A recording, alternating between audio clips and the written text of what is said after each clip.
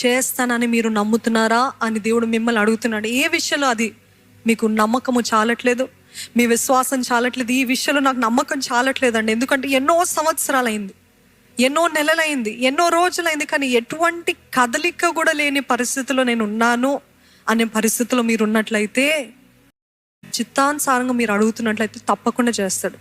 అది ఆయన వాగ్దానం ఇచ్చాడంటే ప్రతి వాగ్దానాన్ని నెరవేర్చే దేవుడు మన దేవుడు. ఈరోజు అనవసరమైన అనుమానాలు, డౌట్స్ తోటి నింపబడి ఉన్నట్లయితే ఈరోజు, అందుకనే మీరు ఎవరితో సాంగత్యం చేస్తున్నారో చాలా జాగ్రత్తగా ఉండండి. కొన్నిసార్లు మీ సొంత తల్లిదండ్రుల రూపంలో అపవాది మాట్లాడుతుంటాడు, డౌట్స్ పెడుతూ ఉంటాడు, క్వశ్చన్ మార్క్స్ పెడుతూ, సొంత భర్త, భార్య, బిడ్డల ఎవరో మీ సిబ్లింగ్స్ లేకపోతే మీ రూమ్మేట్ ఎవరో వారిలోనే దూరి ఏమంటాడు తెలుసా? దేవుడు చేయగలుగుతాడంటావా? దేవుడు ఈ కాలం నీ జీవితంలో చేయగలదు ఇంకెంతకాలము? I never saw more stupid girl or stupid person than you అని ఇట్లాంటి మాటలు మాట్లాడిన వారు కూడా ఉంటారు. ఎందుకు తెలుసా? పిచ్చి భక్తి అండి మీది.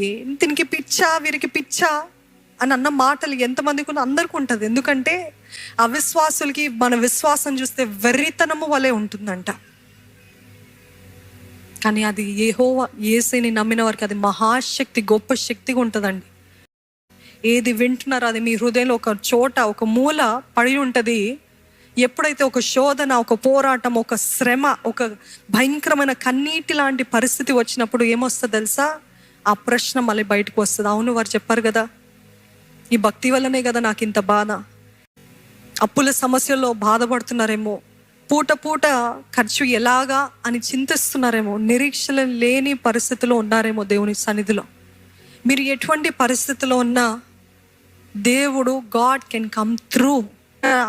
తగలాల్సిన దెబ్బలన్నీ తగిలినాయి అయ్యా, ఇంక నువ్వు ఏమైనా చేసుకో, ఇంక నాకు ఏ భయము లేదు. అట్లాంటి సిచ్యువేషన్ వరకు వచ్చే వరకు దేవుడు మిమ్మల్ని నడిపిస్తాడు. హంచబడి గుద్ద